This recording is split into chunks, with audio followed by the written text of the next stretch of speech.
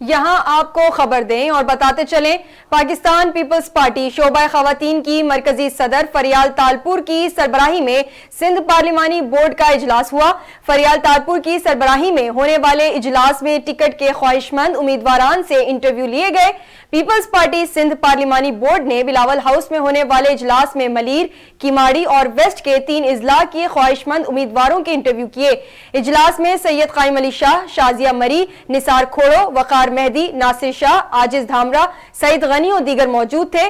اجلاس میں جاوید ناگوری، مراد علی شاہ، نوید قمر، منظور وساں، مکیش چاولہ، شگفتہ جمانی، تاج حیدر، قادر پٹیل، رخسانہ زبیری، نجمی عالم، نعمان شیخ و دیگر بھی موجود تھے۔